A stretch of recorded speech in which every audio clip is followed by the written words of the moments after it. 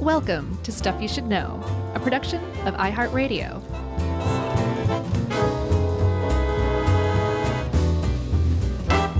Hey, and welcome to the podcast. I'm Josh, and there's Chuck, and Jerry will be here eventually. But for now, all you got is Josh and Chuck. But really, what more do you need on Stuff You Should Know? Yeah, in our world, in about 2 or 3 minutes, Jerry will just come in and go, "Hey, I'm here, guys. Sorry I'm late." I feel like she's learned not to do that. She'll just sit there on mute for a while. Really? Yeah, she hasn't done it in a little while. Mm. She's really turned over a new leaf. All right. We'll see. We'll see. We should leave it in if she does come in. Yeah, we should do that. We'll share with everybody. Except they'll just hear our end, so all they'll hear is, "Oh, God, Jerry." Well, no, I think if she chimes in on Riverside, we could edit that into the final edit. This will be a fun test. It will be. And there's a little peek behind the curtains for everybody of how we do our thing. Slapdash. That's right. While making fun of Jerry. Yeah, hey, I just noticed we were not on the list of Time Magazine's 100 greatest podcasts of all time. What? Really? Yeah. It was funny because I saw that list, and my first instinct was, top 100? That's a lot. Surely we cracked the top 100. They probably haven't heard of us is what it is. No, we're not on there. Literally all of our old-time colleagues. Oh, I'm sure. You name it. Radiolab, 99% Invisible, Ira, Marin, every podcast of note of the past 18 years except for us, basically. Wow. That's very stuff you should know, isn't it? It is. It is very fitting. We don't let that stuff get to us, though, do we? No, it's Time Magazine. Who cares? Yeah. I didn't even know they put out a stupid podcast list. Yeah. Watch, we're going to be Men of the Year now. Right. The headline on the cover will be like, "Oh, gosh, we forgot." Well, no, you'll be Man of the Year, but I won't be mentioned. Right. That's how it'll work. That's what Time does. They tinker with relationships by dividing. That's right. Speaking of tinkering, I think we could all tinker with our worldwide economy a bit and perhaps make it more circular. What are you talking about? Well, Josh, I'm talking about our topic at hand. Talking about circular economy, my friend. Oh, I didn't get the reference. So, have you heard of this before? Yeah. Okay. Yeah, I ran across it. As far as I know, it's fairly new from the 2000 aughts. I didn't see that it was an idea that was laying around already in this exact form and then was picked up and promoted. So it's possible it was generally created by the Ellen MacArthur Foundation. Hats off to Ellen MacArthur. Yeah. So Ellen MacArthur, as far as I know, still holds the world record for the fastest solo sail trip around the entire world. 26,000 miles of circumnavigation. Circular. In 72 days. Yeah, she loves circles. And apparently on her trip, I was reading about it. It sounds just insane. And by the way, whenever I read of world sailing trips, I can't help but think of one of the best documentaries of all time, Deep Water, about Donald Crowhurst. I believe you've seen it before. I know we've talked about it. Oh, if you haven't seen it, I actually envy you. Is this the guy the diver? Nope, he's a sailor. There was about a 1975 world sailing competition. So why is it deep water if he wasn't deep in the water? Because he's sailing over deep water. Oh, over deep water. They should call it over deep water. You sailing over deep water. You should actually. I'll wait. Okay. Let's just pause recording and go watch it. It's that good.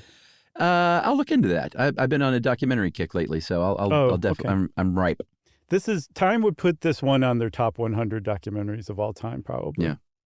So So while she was sailing around the world, she had, I guess, a lot of time to think and saw a lot of waste and junk and terrible stuff and realized that there's a better way. And a lot of people have thought okay, there's a better way to do this. There has to be. And what she promotes, what she's kind of come up with is this idea of a circular economy. And in a very short back of the envelope sketch of it, the outputs, the waste of the economy get reused as inputs. Yeah. As basically turned into raw materials. And people say, oh, recycling. That's a big part of it. Yeah.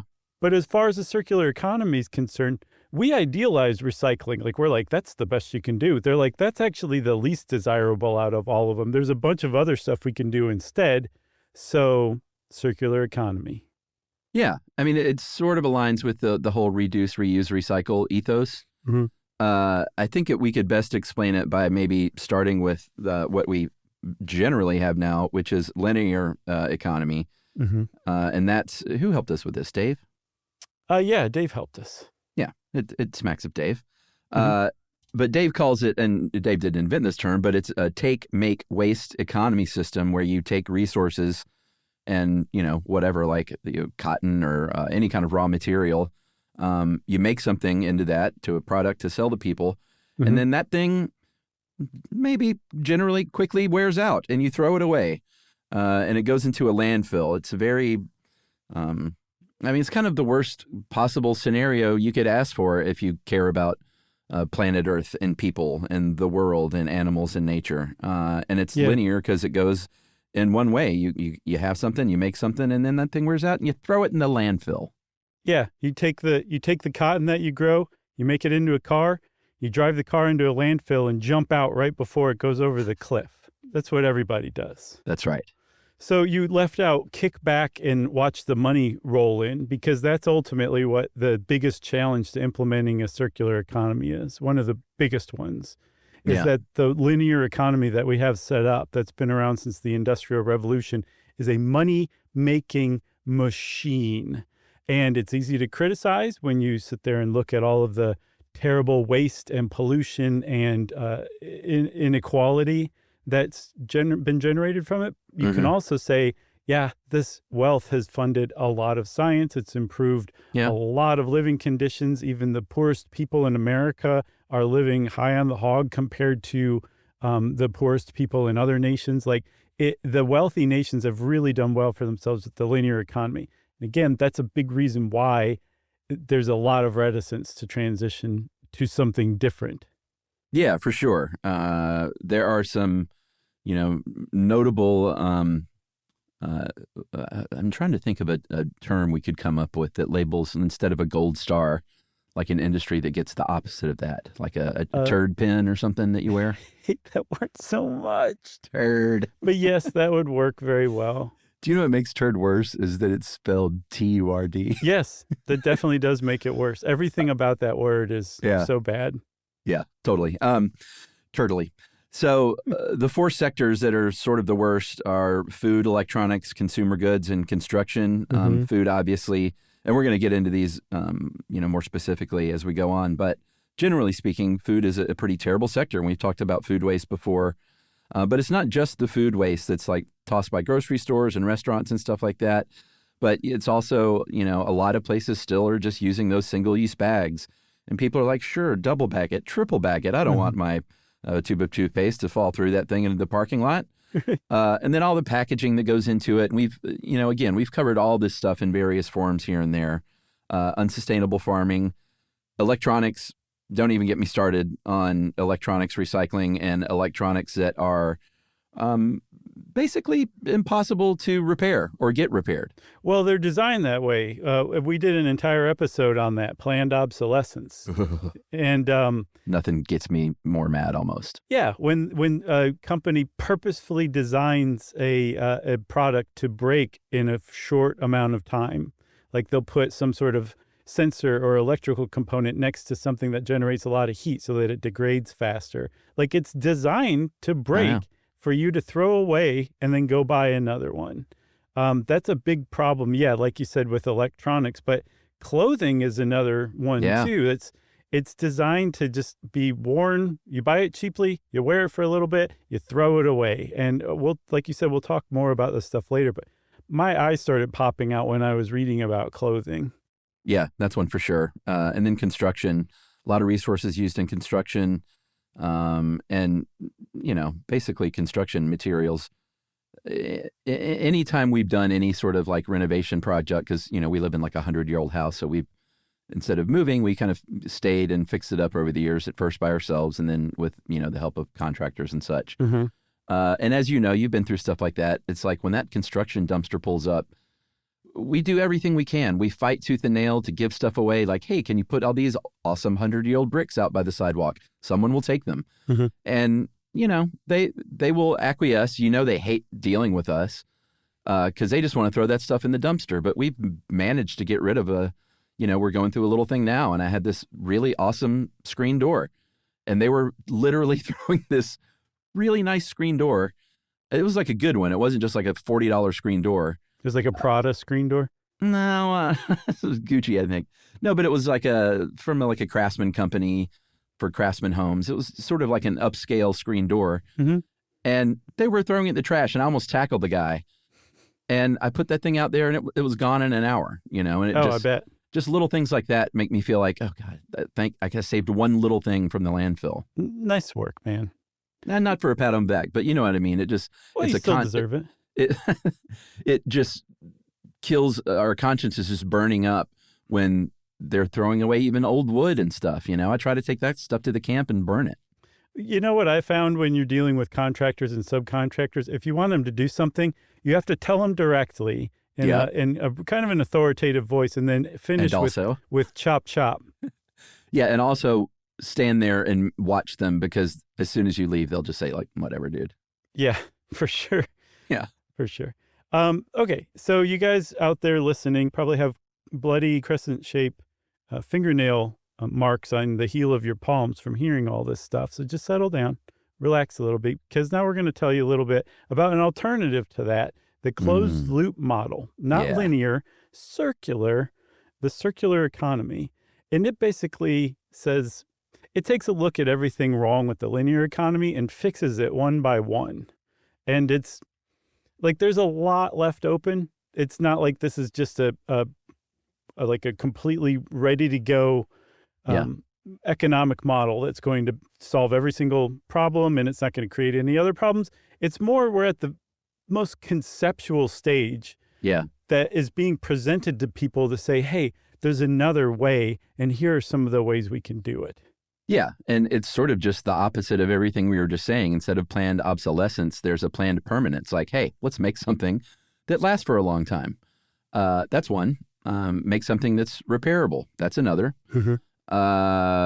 One really kind of brilliant thing that we're going to talk about later is this idea of, instead of owning something, like sharing stuff, renting things, sharing things, paying for the use of things that you don't own. Right. Like, splitting that up. And then if something finally does reach the end of its life, because not everything will last forever, even the most well-made thing, those components then you can take down, and hopefully most, if not all of that, can be recycled or remade into something else. Yeah, and if you'll notice, reduction of consumption isn't an emphasis of this. I didn't see that talked about much at all. So no one's saying like, hey, you can't keep growing.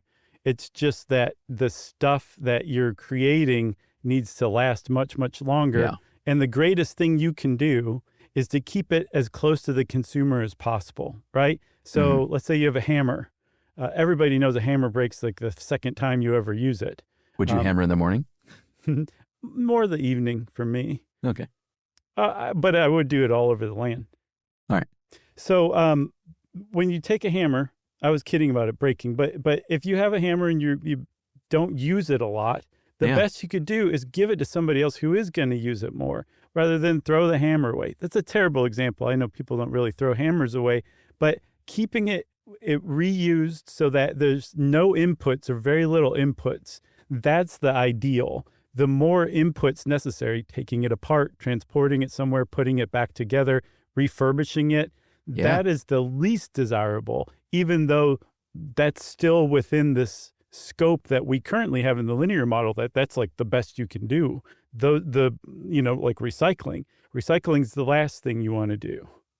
Yeah, and hammer's not the worst idea, my friend, because I'd say 99% of the people out there, if their hammer handle breaks, let's say you have a wooden hammer handle and that breaks, people just throw it in the trash. And you can fix that. One of my favorite things to do is I follow a few Instagram accounts where people fix things in front of your face like that, just simple everyday things. And it's incredibly rewarding to see someone take something that would normally be in the trash, and they're like, all you need to do is get another piece of wood, get that other piece of wood fully out of there, and shape it like the broken piece, and then you've got another hammer. How do you shape it like the broken piece? What tools do you need for that? Well, I mean, these people do this for a living, so they may have a lathe or something. But like, it doesn't even have to be pretty. I bet you give me a broken hammer, buddy. With my limited tools and skills, I could make that hammer new again if I really wanted to. Okay. Here's a challenge. I challenge all Stuff You Should Know listeners to mail Chuck your broken hammers, and he will fix every single one of them for you for free and mail them back out of his own pocket.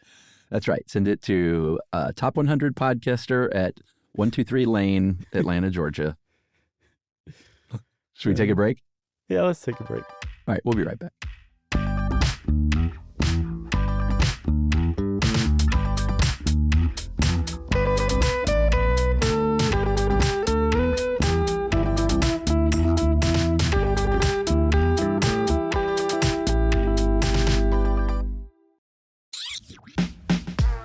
This is SYSK.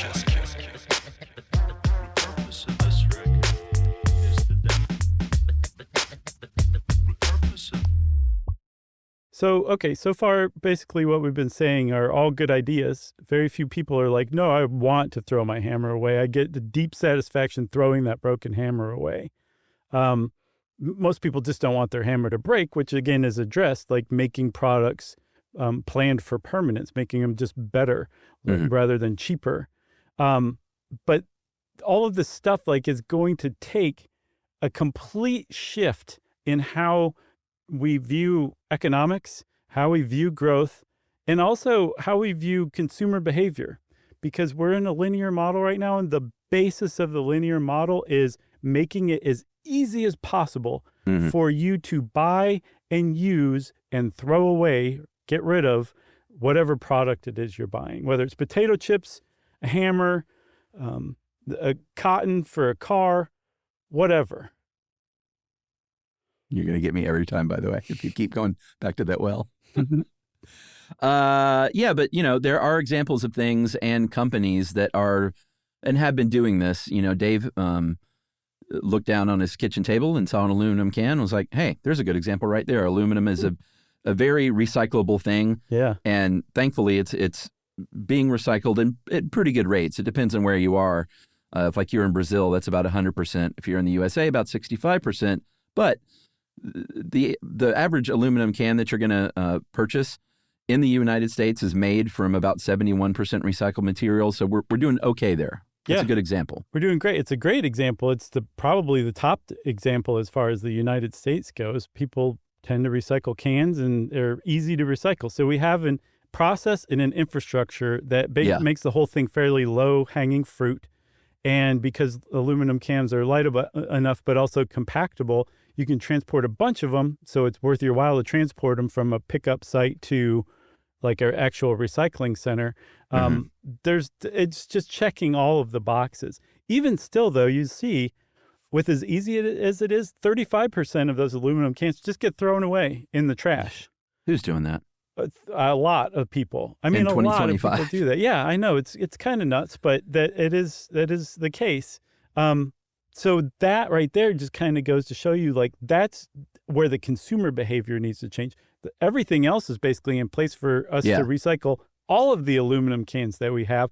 We're just not doing it. So that's like kind of one pillar, or an example of one of the pillars that has to be adapted to go to a circular economy, making people more thoughtful, I guess.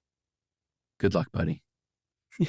I know. I think that's probably more than anything what makes this a pipe dream. I should say the most cynical side of me says that. Is getting everybody on board with a single idea these days is not possible, basically. Yeah, because all it takes is one schmo to throw his can away in the trash, and you just lost your 100% recycling status. And then everybody goes, what's the point of a circular economy anyway? And goes back to the linear economy. Yeah, but the stat they could throw out then is 100% except Gary. Mm-hmm. And it would be a Gary. Yeah, I'm sorry, Garys. It's true. Yeah, not all Garys are bad, but all bad people are Garys. There's a Stuff You Should Know shirt. Not all Garys. Just, that's it. Okay. There are also some examples of companies that, I'm a big Shark Tank fan of that TV show. And it seems like more and more companies are coming through there that are small. And obviously they're small because they're on Shark Tank and looking for initial investments. But they're trying to do the right thing here. getting corporations on board is the big problem, but I've seen a lot of companies come through Shark Tank where they're like, hey, and the reason I mention this is because Unilever is one of the examples of a corporation that's partnered with the Ellen MacArthur Foundation.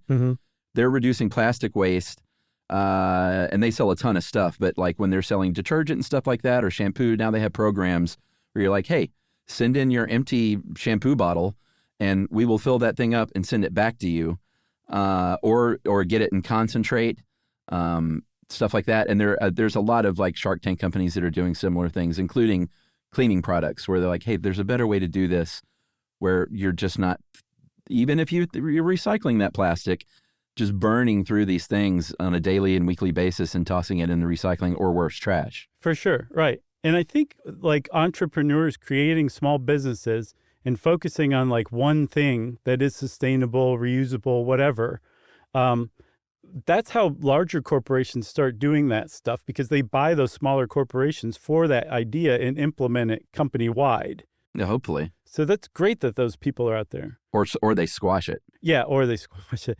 Yeah. Good Lord.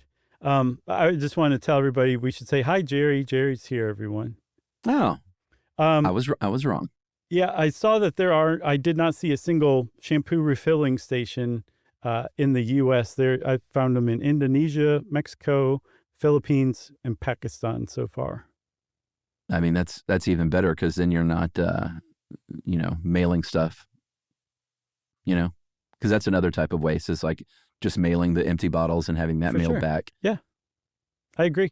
I mean, if you're going to the store already, and they're attractive little shampoo refilling centers. And I guess if you were really hard up, you could go just put your head under the nozzle and do a little squirt and then run home and wash your hair. Yeah. I mean, they've been doing that with the big 5-gallon jugs of water forever, at most. Right. I thought of that too.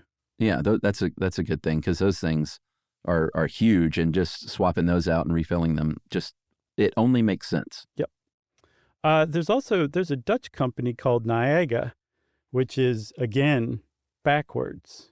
You'd never know that unless someone told you, or you happen to be wearing a Niagara t-shirt in front of a mirror. Yeah, it is the word again. I think just the way you said that might be confusing. Okay. I got you. Yeah, I'm sure it was confusing. Can't you just hear like a Time podcast monitor going and like checking some box that keeps us off the list? Yeah, like 101.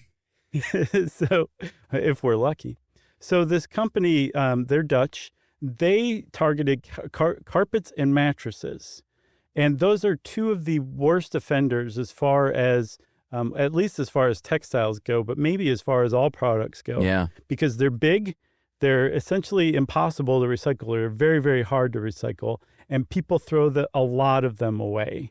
I think 20 million mattresses are thrown away in the United States alone, 30 million in Europe, and we toss about 2 billion pounds of carpet away every year in the United States into landfills. Only 5% of carpet gets recycled. Ugh. I couldn't even tell you where you would recycle carpet. I don't know. Is there a place called Recarpet? Maybe. That's what it should be called, right? Or carpets again. Right. Or all of that backward. Yeah, I mean, the other reason they're targeting those two, A, is because the people of the Netherlands are great. And hey, if you live in the Netherlands and you would go see a live podcast of us there in Amsterdam, let us know. Sure. Let's go ahead and just say that. We're putting out feelers for Europe, so we'd love to hear from people about where we could get an audience. Sure. Is that okay to say that? Yeah, we should probably tell everybody it won't be for 2 years. Yeah, we're targeting 27, but we're going to get back on the road next year. Mm-hmm. Coming for you, Canada, in a big way. Yeah, for sure. So you All right. better close the borders. That's a little, well, they might. I hope we'll be welcome. We'll get a pass, I hope. Yeah, it's up in the air. But long way of saying the reason that they are targeting those specifically is not just the lifespan, but they actually have a name. They're called medium life bulky products. They, this stuff lasts about 10 years, and they're just full of nasty chemicals. And so all of that leads to them being two of the worst offenders: mattresses and carpet, full of chemicals, don't last long, and they're fairly large. Yeah, especially if they're stained mattresses. Yeah, well, yeah. Good luck recycling that. I saw 80 to 120 years for a mattress to degrade in a landfill, which actually seemed a little fast for me, but it's still not fast enough. So this company is like, okay, we're actually going to make this stuff out of recyclable materials, but even better than that, we're going to make it so that every part of the mattress is replaceable. Imagine that. Or repairable. Yes. So you're like, I got just a gallons of urine staining the cover of my mattress. I need a new mattress cover. Rather than throwing out the whole mattress and waiting 120 years for it to degrade, you just call up Niagara and you say, hey, send me another mattress cover. And they say, hey, we didn't know that you could call direct from the United States to the Netherlands, but that's new for us. We'll send it to you straight away.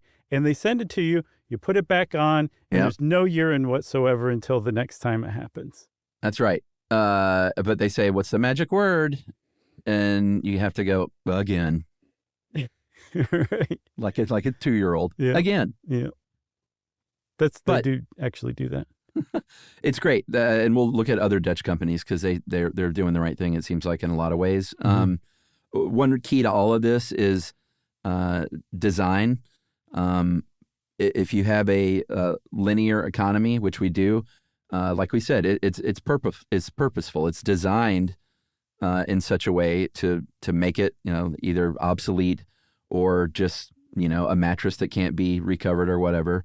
So you have to start with design. It has to start on the very conceptual phase of like, how could we make a mattress that could last you forever? And then you design it that way because it's possible.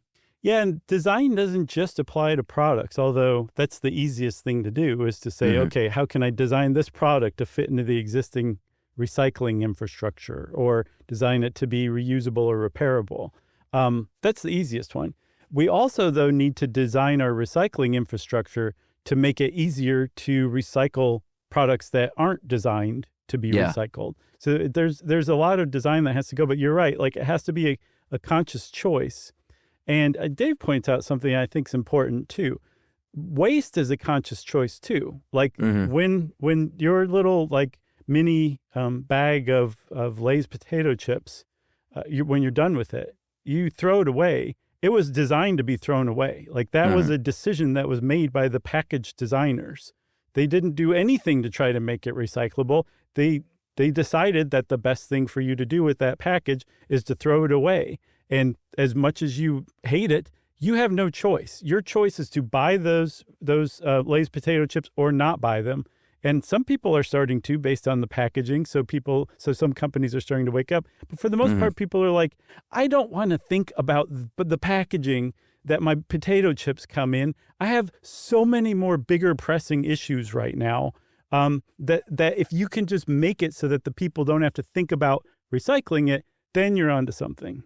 Yeah, 100%. And I was talking about myself. I don't want to think about what I'm supposed to do with the potato chip package. Yeah. And I'm not being judgy. Like I'm including myself in this. Like I like to think I'm more conscientious than say the average person, but I'm not at like Chuck level. I'm not like Emily level. You know me. I'm on her coattails. Right. Well, I mean, when I was a kid, we had the Charles Chips driver come around. Yeah, I remember that. And we would give them if you're of a certain age, you might remember this. There was a literal potato chip delivery company. They were called Charles Chips, and they came in a big metal tin. And you would finish with that tin, and your chip person would come by, and you would give them the tin of empty chips, and they would give you a full tin of chips. Yeah, they'd reach in with the cuff of their shirt, wipe the tin out, put the chips in the tin, sometimes I saw.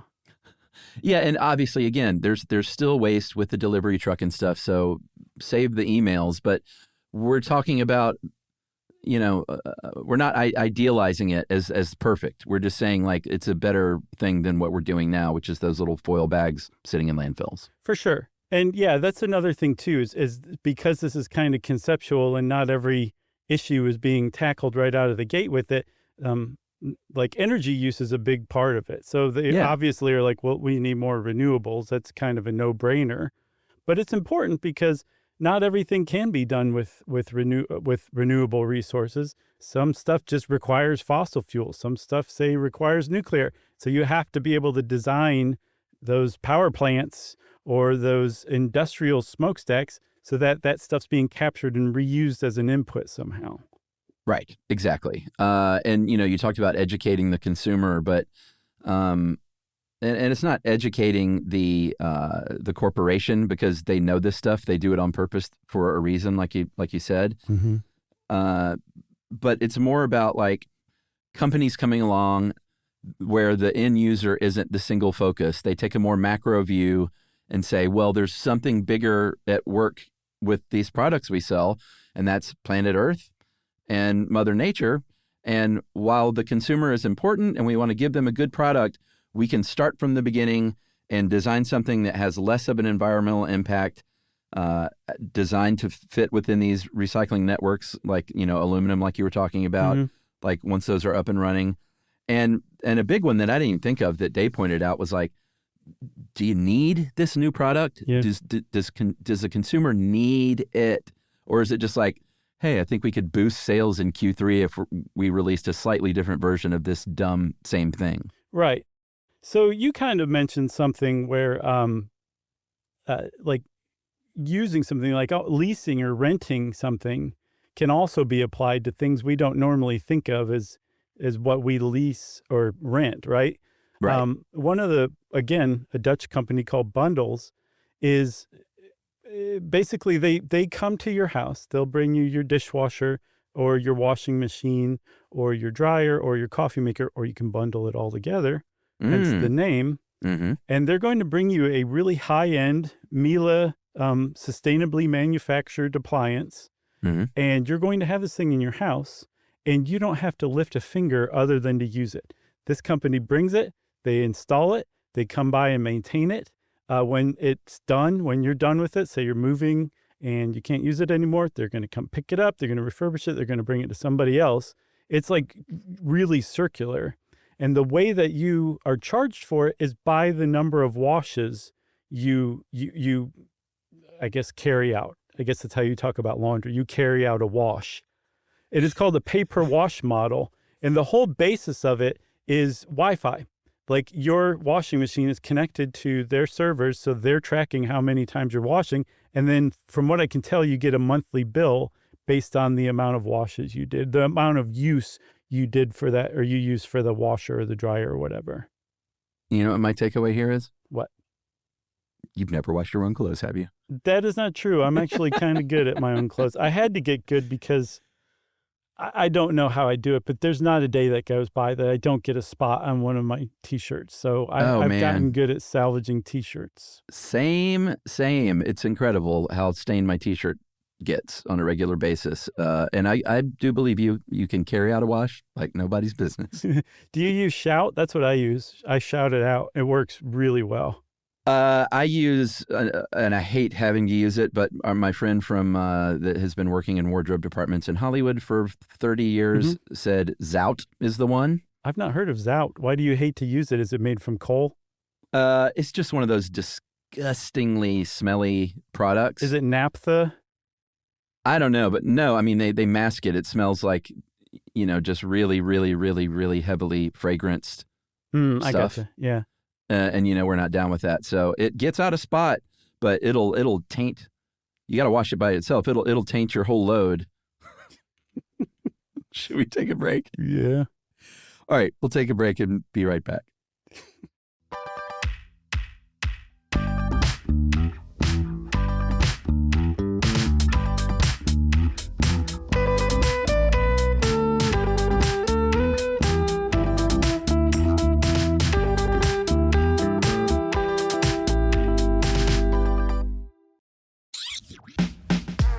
This is SYSK.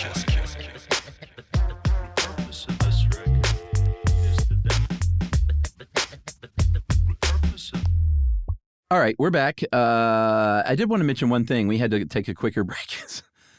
We were laughing too hard. But on bundles and that renting appliances, you have to do a lot of education in the United States to overcome the perception of what rented appliances means. Yeah, for sure.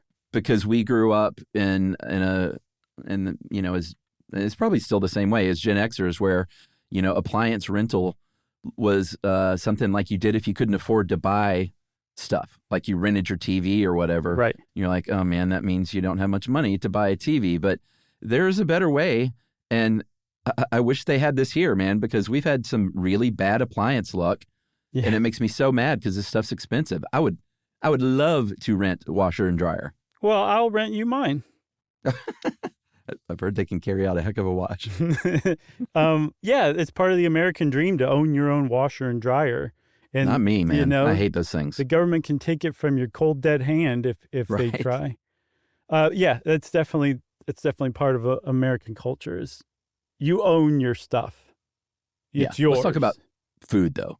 Okay, you own that too. If you buy that, you own it here in the United States. Not sure what it's like in other countries. But food is a huge problem. We've done an entire episode, I think, on food waste before. I know we've talked about it extensively because I remember, and what's sad is we've been talking about this for decades now, and the stat remains the same. A third of all of the food grown in the world gets thrown away every year, about $1 trillion worth.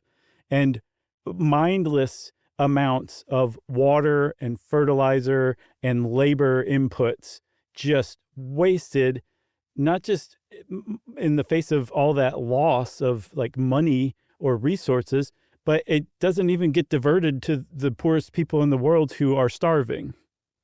Yeah, for sure. And that's a great episode. So I encourage you to go listen to those. But one thing I don't know that we've covered on any of these shows while we were, beating those horses. What? Dead horses? Skinning those cats? No. Is the nutrient cycle. And, obviously, wasting food is a moral problem and ethical problem. But one thing we haven't talked much about is that it disrupts that nutrient cycle. If you look at nature, the system they have is a closed loop system. They're, things grow naturally out in the woods, and it is from soil that is being, if it's just literally out in the forest, just being treated naturally by the natural processes of Mother Earth. Mm-hmm. And then an animal eats that thing and then poops it out, and that poop goes back into the soil and feeds the soil. That animal falls over dead one day, hopefully a very old age. Then their bodies decompose and release those nutrients back into the earth. And it is a, dare I say, elegant system that humans have come along and completely disrupted. Yeah, we make food part of our linear economy where the food waste doesn't just get tossed on the ground and biodegrade into it. You don't want to do that anyway. Just our annual PSA, don't throw apple cores and banana peels on the ground, because that's not a good thing to do. What's the best thing to do is to compost them to some degree or some way. The worst thing you can do, though, is to throw them in a trash can and have them taken to the landfill, because then those nutrients that were put into that food have been taken out of the nutrient cycle for Earth, at least for however long it's going to take for that entire landfill to degrade, which I can't even imagine how long it takes an entire landfill to just turn back into nutrients and stuff. So it's disrupted in that way. Then we also disrupt it because we don't tend to collect our waste for reuse. It's an output, pure and simple.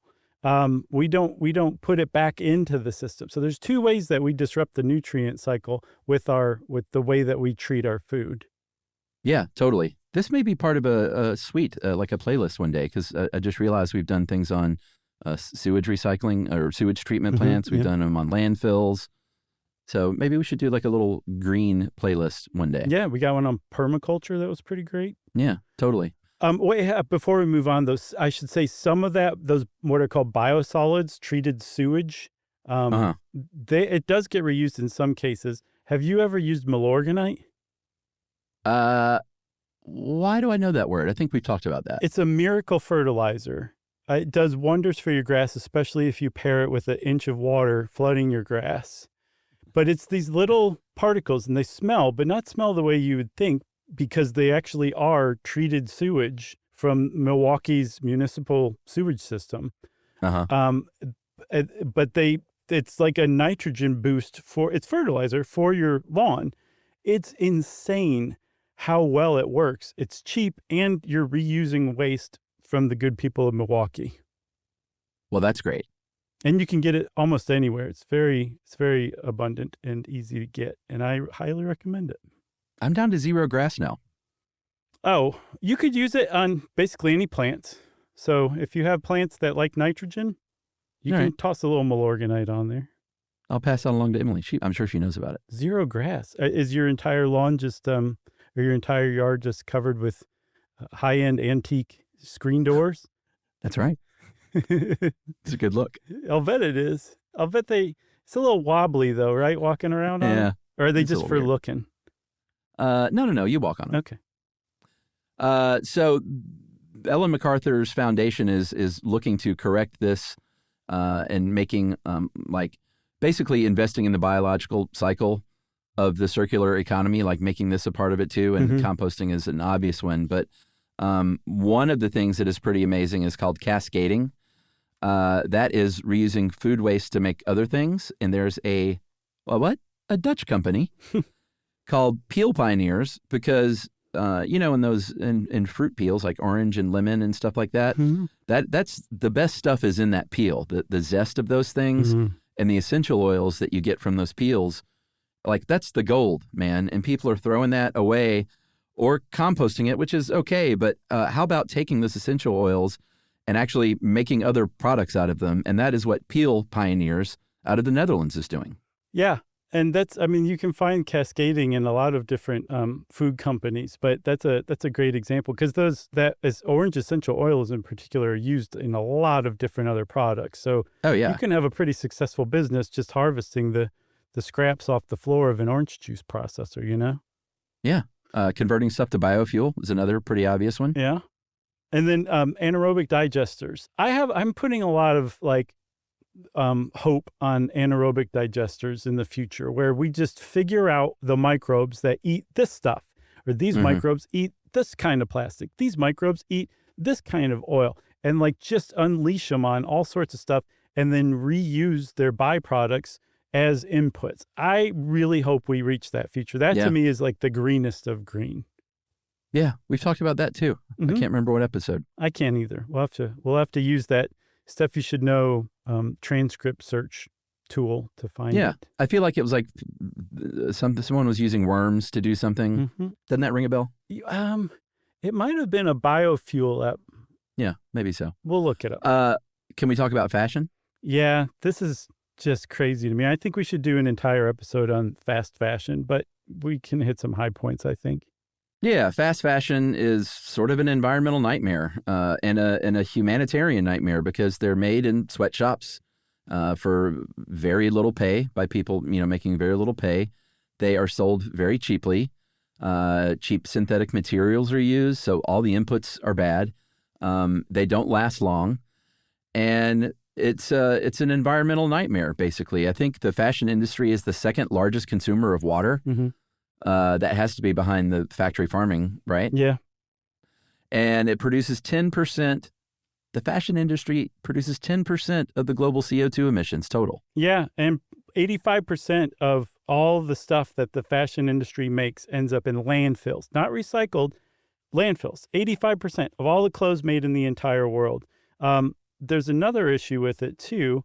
When you just using these things, washing them in your bundles leased washing machine, you're releasing microplastics into the ocean, because a lot of clothes, even recycled clothes, are made from plastics or contain plastics, and those things get flushed out, and it's a huge plastic pollution problem too, which is, it's ironic. Like, Patagonia is always held up as a great example of a company that tries to make sustainable circular clothing. And one of the things that they do is their line of responsibility T-shirts, super cute. They're made from fabric scraps, cool, but also plastic bottles. Also cool, because we want to recycle plastic bottles, but the problem is that plastic gets transferred to the ocean. So it's one of those things where it's like we're so far from figuring this stuff out that even the people who are trying to do something are still having inadvertent effects that, I'm sure keeps them up at night. Yeah, for sure. And you can also, you can send a 10-year-old pullover to Patagonia that had a collar that ripped or something, and they'll fix that thing for you, probably for nothing. Yeah. And you can send stuff back to them that they will resell. And you can buy gently used things from Patagonia online. They are also working with a startup called Infinited Fiber. Mm-hmm. And what they're doing is they're working on the waste on the front end. It's a process to recycle that textile waste because, it's not like, all right, we've got this much cotton and every single fiber goes into making that T-shirt and there's zero waste. Or that car. Yeah, sorry about that. That car, there's going to be some textile waste on the front end. And so what they're doing is they're taking that stuff and they're recycling that textile waste into a new fiber called Infina. Yeah, and that stuff is 100% recyclable. So eventually, over time, if this loop were allowed to really kind of take hold, eventually all the cotton would be put into or transferred into the Infina circle. And since it's 100% recyclable, you could conceivably never have to put new cotton in again. Yeah, for sure. I don't think it's going to happen anytime soon. I'm just saying conceptually, that's kind of how this stuff works. Yeah, it's even compostable. It is. So you would have to put some new cotton in once in a while because Gary would go compost it just to be a jerk. Right. But yeah, for the most part, you could, once it really kind of took hold and got going, it could overtake the existing cotton stocks and make them 100% recyclable. And then you wouldn't need more cotton stocks, which is, again, an issue we'd have to deal with because then all the cotton farmers are out of work. That's right. And we have no more new cotton cars on the road. But one other thing that I found that really got to me, Chuck, I found a stat that said that most of the returns, like if you try something on, like a clothing, especially if it's mailed to you and you try it on and send it back, right? Yeah.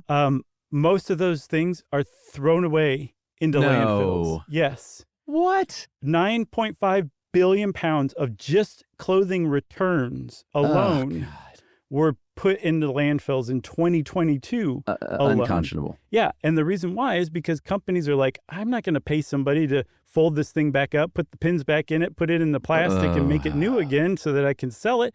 It's cheaper for me to just throw it away. And there are programs that divert that stuff to developing countries so that those clothes are donated. But I guarantee that's not as cheap for the company as it is to just throw it away. That's a huge impact that the fast fashion industry has on the planet. That's crazy to me. Yeah, I haven't been this upset about something I've heard from you in a long time. Oh, and I say some upsetting stuff. I know. You usually text them to me, but... Those are upsetting pictures. All right, one last thing we can talk about is the right to repair movement, which we talked about in the planned obsolescence episode. But, it's exactly what you think. It's hey, we need to be able to repair our whatevers, our small appliances. That's a big offender.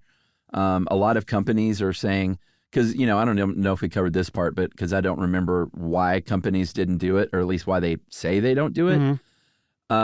One thing they'll say is like, oh, you know what, with electronics, if we publish like how to, other people can fix these things and basically give repair companies repair manuals, like it leaves people vulnerable to hackers if they can get information from that electronic device. And I just call foul on that. Yeah.